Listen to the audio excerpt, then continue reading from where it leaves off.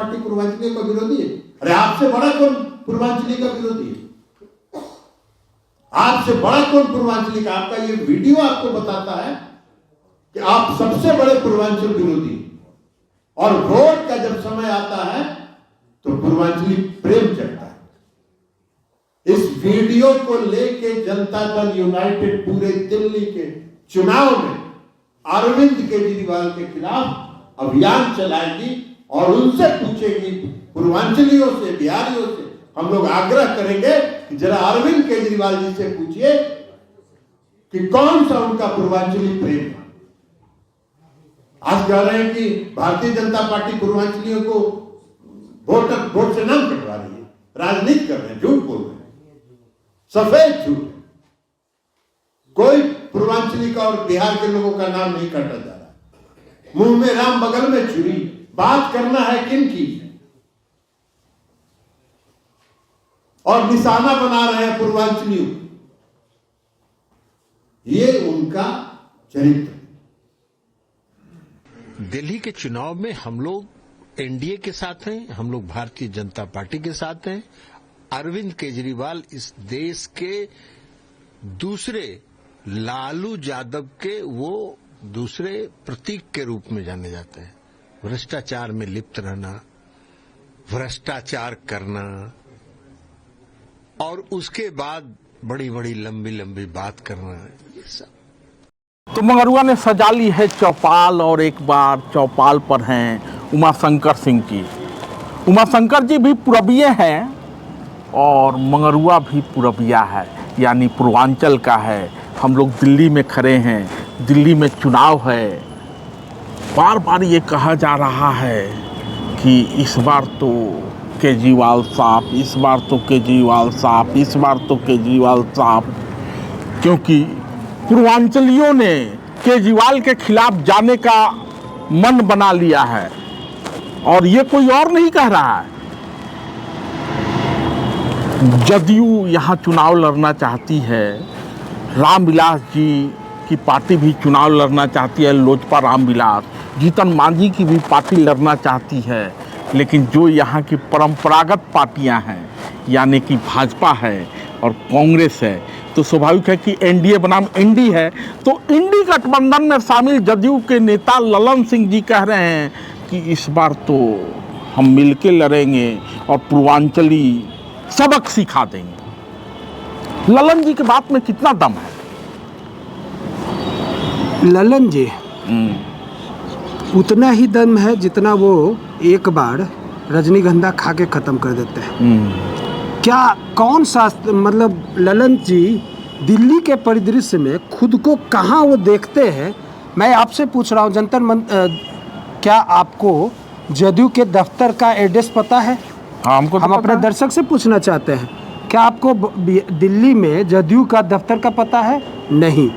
क्या आपको लालू जी के पार्टी के दफ्तर का पता है? नहीं। जीतन राम मांझी के दफ्तर का पता है? नहीं। जब दफ्तर का ही पता नहीं है, नेता आपके बीच में ही नहीं है, तो सपने क्यों पिरो रहे महाराज? ललन सिंह को सोचना चाहिए, नहीं है अस्तित्व आपका, और बिहार में भी खिसक रहा है, इसलिए आप पर विश्वास नहीं होगा। यहाँ हम हैं भैया, हमें दिल्ली में रहने दो, दिल्ली के जैसा बनने दो। आप लोगों के कारण हमने अपना गांव छोड़ा है, जन्मभूमि छोड़ा है। हमारे कर्म भूमि में कम से कम गंदगी मत करो। नहीं, आप तो जदयू के दफ्तर का पता पूछ रहे थे, राजद के दफ्तर का पता पूछ रहे थे। आप कहाँ के रहने वाले हैं? मैं सर बिहार से हूँ। बिहार में कहाँ के रहने वाले हैं? मोकामा घर है। हमारा सांसद है ललन सिंह। ललन सिंह आज तक पिछले 10-15 सालों में उनकी 15 उपलब्धि नहीं बता सकते आप। 15 क्या 5 उपलब्धि नहीं बता सकते आप। 5 क्या 2 उपलब्धि नहीं बता सकते आप। ललन सिंह मतलब डिस्ट्रॉयर, बर्बाद करने वाला। आज ललन सिंह के कारण ही मोकामा जैसे सक्सेस, शिक्षित, सौम्य में आप हंसिएगा मत, ठीक है? नहीं, मजबूत आदमी भी सौम्य होता है। जी बिल्कुल। तो उसके बर्बादी का जो रचना और व्यू रचा गया है, वो सिर्फ और सिर्फ गुनहगार एक है, ललन सिंह और नीतीश कुमार। ललन सिंह और नीतीश कुमार, मैं बार बार दोहरा रहा हूँ, आज बिहार में टाल की स्थिति, दलहन के लिए सबसे फेमस जगह बर्बाद हुआ है, तो उसका सिर्फ और सिर्फ कारण ललन सिंह और नीतीश कुमार है। और कहीं ना कहीं इसमें बीजेपी का भी बहुत बड़ा रोल है। वो ललन सिंह मोकामा के रहने वाले हैं, नवादा के सांसद हैं। नहीं, हाँ, मुंगेर से सांसद हैं। जी, हम वो जानना ही नहीं चाहते। हम तो सिर्फ ये जानना चाहते थे कि जदयू के दफ्तर का एड्रेस हमको पता नहीं है, राजद के दफ्तर का एड्रेस हमको पता नहीं है। ललन सिंह केंद्रीय मंत्री है, ललन सिंह सांसद भी रहे 3 टर्म, और आप उन्हीं के जाति से आते भी हैं, उनके मतदाता भी हैं। क्या ललन सिंह के आवास का एड्रेस आपको पता है दिल्ली में वो कहाँ रहते हैं? जरूरत ही नहीं है, क्योंकि हमारे बर्बादी का ही कारण वो है। हमारे बर्बादी का कारण पिछला 35 साल है, जिसमें कहीं ना कहीं शासन में ये रहे हैं। आप सोचिए कि नीतीश कुमार 9वीं बार मुख्यमंत्री हैं। 9, 1 नहीं, 2 नहीं, 3 नहीं, 4 नहीं, 5 नहीं, 9 बार मुख्यमंत्री। और 10वीं बार पलटी मारने के लिए तैयार है। कहा यह जा रहा है कि ललन सिंह कहीं 10 सांसद लेके उड़ न जाएं। सोचिए ये मजाक है। और जो कुकर्म इन्होंने बिहार में किया, और हम लोगों के जैसे लोगों को पलायन करके दिल्ली आनी पड़ी, और दिल्ली में भी फिर वही कुकर्म। नहीं, हम नहीं चाहते, हम कभी भी होने नहीं देंगे। लेकिन नीतीश जी की तो ललन जी कह रहे हैं कि नीतीश जी की छवि यहाँ है, नीतीश जी ने बिहार में डेवलपमेंट का काम किया है, और बहुत सारे पूर्वीय यहाँ रहते हैं, पूर्वांचली रहते हैं, तो उसी छवि की बदौलत जदयू का यहाँ स्थान है, और जदयू एनडीए के साथ है। क्या भाजपा स्वीकार करेगी, या भाजपा के पास पूर्वांचली लोग नहीं है? क्या पूर्वांचलियों का ठेकेदारी केवल जदयू के पास है, एलजेपी रामविलास के पास है, या राजद के पास है? सुनिए सर, सपने देखते हैं, आरएसएस जानते हैं ना, बीजेपी भी जानते हैं। ये सारे लोग उनके गोद में बैठे हैं, और इनका काम सिर्फ और सिर्फ सपना दिखाना है। इस सपने में उन्होंने सोचा कि शायद मैं दिल्ली में भी शासक बन जाऊं। नहीं जी, यहाँ पे शासन करने के लिए 3 काफ़ी है। ठीक है, इसमें किसको लोग चुनेंगे नहीं चुनेंगे कोई बात नहीं, लेकिन यहाँ यही लोग हैं, आम आदमी पार्टी, भारतीय जनता पार्टी और कांग्रेस। इसके अलावा अगर ललन सिंह सपने देख रहे हैं, रामविलास पासवान की टीम सपने देख रही है, तो इनके सपने याद होगा जो आम चुनाव हुआ है। आम चुनाव को बहुत दिन नहीं बीते हैं। यही उत्तर पूर्वी दिल्ली का इलाका है जहां पूर्वीय मनोज तिवारी 3 बार से सांसद थे, और 15 दिन पहले कन्हैया कुमार को प्रत्याशी बनाया जाता है। कन्हैया कुमार कौन है ये ललन जी को बताने की जरूरत नहीं है। 15 दिन पहले कन्हैया कुमार को प्रत्याशी बनाया जाता है, और 15 दिन का ही समय होता है कन्हैया कुमार के पास, और उत्तर पूर्वी दिल्ली के लोग हाथों हाथ लेते हैं। भले मनोज तिवारी से हार गया, लेकिन 4.5 लाख वोट कन्हैया कुमार को मिलता है। तो आखिर किस पूर्वीय को यहाँ बिठाना चाहते हैं ललन जी? क्या मनोज तिवारी पूर्विया नहीं है? कन्हैया कुमार के रास्ते में आना चाहते हैं ललन सिंह, या महाबल मिश्रा जो यहाँ से लगातार विधायक भी रहे, सांसद भी रहे, उनका बेटा भी लड़ रहा है? और कौन सा पूर्विया चाहिए ललन जी को? ललन जी को कोई पूर्विया नहीं चाहिए। ललन जी का ख्वाब कोई पूर्विया नहीं है। ललन जी का ख्वाब है जो ऊपर से निर्देश दिया गया है वो पूरा करना, कि अपने स्वार्थ में दूसरे को बर्बाद करने का, और कुछ नहीं। कन्हैया जैसे, जब कांग्रेस कह रही है कि कांग्रेस हो सकता है कि कन्हैया मुख्यमंत्री हो अगर उसकी सरकार चर्चा, जो चूंकि आपने सुना होगा कि विधुरी के बोल ऐसे तो बिगड़े ही रहते हैं। प्रियंका गांधी का गाल जैसा सड़क बनाना चाहते हैं, आरटीसी के पिताजी के विषय में अनाप शनाप बोलते हैं, संसद में भले कुछ कहा हो, लेकिन मनोज तिवारी मुख्यमंत्री होंगे ये विधुरी ने कहा है। और उधर राहुल गांधी की तरफ से कहा यह जा रहा है कि कन्हैया कुमार दिल्ली के मुख्यमंत्री हो सकते हैं। तो किनके रास्ते में आना चाहते हैं ललन सिंह? ललन सिंह कन्हैया के रास्ते में आना चाहते हैं, क्योंकि कन्हैया जैसा शिक्षित, सफल और बेहतरीन इंसान को कभी भी ये लोग राजनेता बनना देखना नहीं चाहते हैं। क्योंकि अगर समाज से ऐसे लोग आगे आएंगे, नेतृत्व करेंगे, तो ललन सिंह जैसे चिराग पासवान जैसे ऐसे लोगों का पत्ता गोल होगा। इसलिए ध्यान रहे कि वो मनोज तिवारी के विरुद्ध नहीं जाने वाले हैं। ठीक है, मनोज तिवारी शासक है, शासन करना चाहते हैं, वो भी तो हमारे पूर्वांचल के हैं, हम उनका इज्जत करते हैं। फिर कन्हैया का इज्जत क्यों ना करें? कन्हैया में बाधक क्यों? अपने तो जब मुंगेर लड़ना होता है तो इतना काम कर दिए हैं ललन सिंह मुंगेर इलाके में, जैसा कि आप बता भी रहे थे कि अनंत सिंह का सहारा लेना पड़ता है। अनंत सिंह चाहिए, अनंत सिंह जो कहता है वो करता है। जी बिल्कुल, शेर है वो। तभी उस इलाके के लोग उसके साथ खड़े हैं। बिल्कुल, नीतीश के खिलाफ भी बोलता है, लालू के खिलाफ भी बोलता है, लेकिन मोकामा के लोग साथ खड़े हैं। आखिर ऐसा क्या है मुंगेर के लोगों के लिए कि ललन सिंह के खिलाफ लोग खड़े हो जाते हैं और उनको अनंत सिंह के दरवाजे आना पड़ता है? संतोष भाई, याद है आपको एक बड़ा ही चर्चित बोल है, मुंगेरी लाल के हसीन सपने। ठीक है, सपना बेचना हो तो कोई इन लोगों से सीखे, और इस सपने में अनंत सिंह जैसे लोग चाहिए। अनंत सिंह शेर है, अनंत सिंह पब्लिक का रॉबिन हुड है। मोकामा विधानसभा में वो रॉबिन हुड के जैसा माना जाता है, वो पब्लिक के बीच का बंदा है। वैसे लोग उनका कोई मजबूरी नहीं होगा ललन सिंह का सपोर्ट करना, लेकिन क्या करें, राजनीति है। राजनीति के चक्कर में अनंत सिंह जैसे लोग ललन सिंह को सपोर्ट करते हैं, इसलिए ये इन लोगों की सत्ता बनी रहती है। तो ललन सिंह आज अपने गांव से मैं दावे के साथ कहता हूँ, ललन सिंह इतने बड़े ही नेता हैं तो आज अपने गांव से वो मुखिया का चुनाव लड़के दिखा दे। मुखिया नहीं जीत सकते, संजय झा मुखिया नहीं जीत सकते। इवन मैं अभी भी बोल रहा हूँ, जीतन राम मांझी अपने गांव से मुखिया चुनाव नहीं जीत सकते हैं। जहाँ सपने बेचना होगा वहाँ पे वो कारगर होंगे। तो मुंगेरी लाल के हसीन सपने देखे जा सकते हैं, लेकिन उस मुंगेरी लाल के हसीन सपने को पूरा करने के लिए भी अनंत सिंह जैसा मजबूत नेता चाहिए।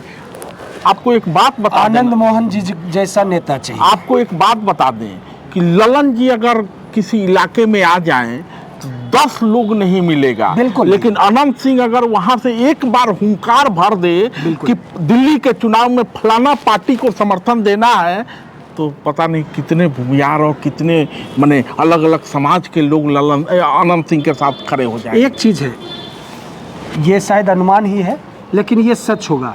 अगर अनंत सिंह को ये कह दिया जाए कि आपको कन्हैया के विरुद्ध में कैंपेन करना है, तो अनंत सिंह नहीं करेंगे। अनंत सिंह नहीं करेंगे, नहीं करेंगे, नहीं करेंगे। ना तो अनंत सिंह करेंगे, ना ही आनंद मोहन करेंगे। मुझे विश्वास है। हाँ, मेरा विश्वास कितना सही है या गलत वो तो समय बताएगा।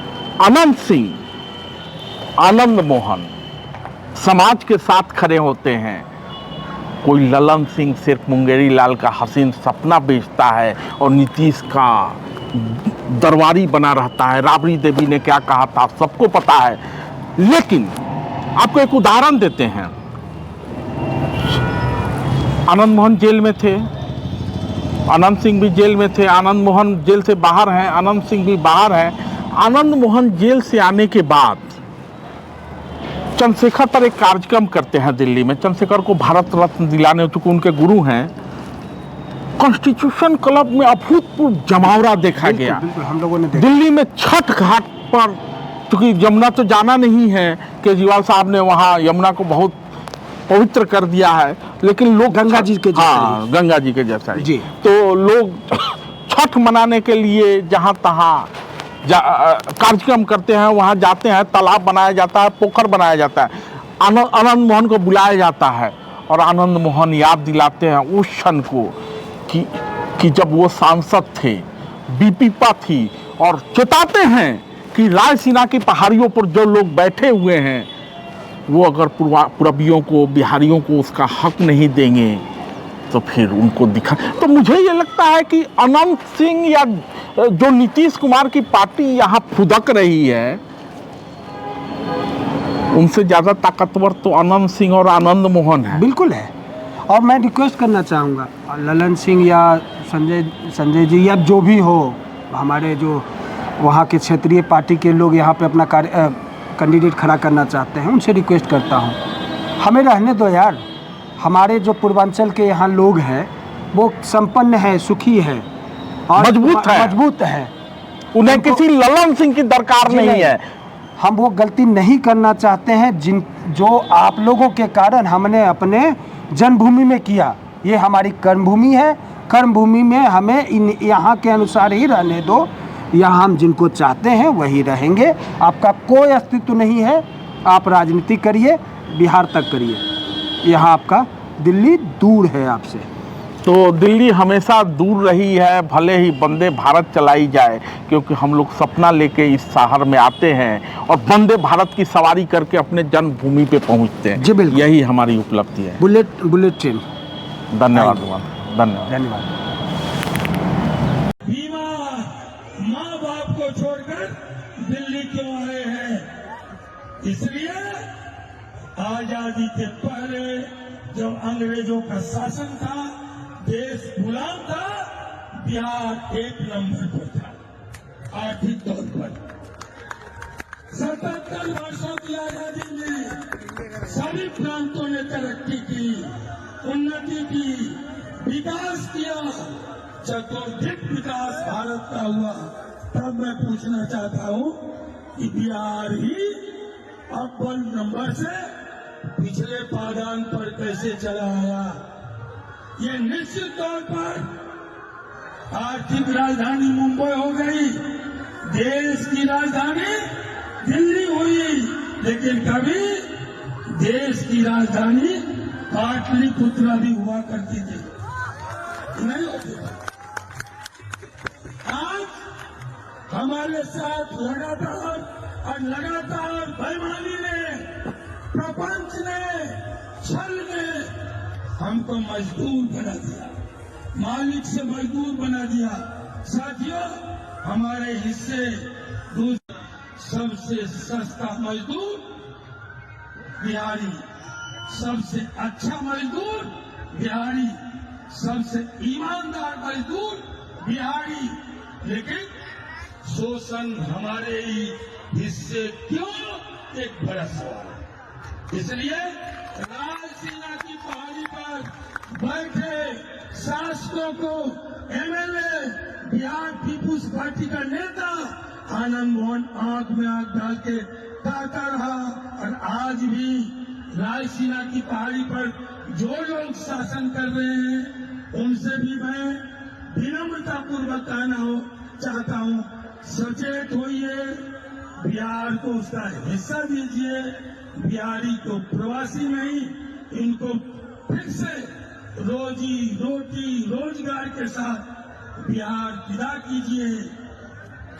ये हमारा निवेदन है, वरना अपने हक के वास्ते, अपने अधिकार के वास्ते क्रांति का बिगुल इसी दिल्ली में एक दिन बजेगा जरूर।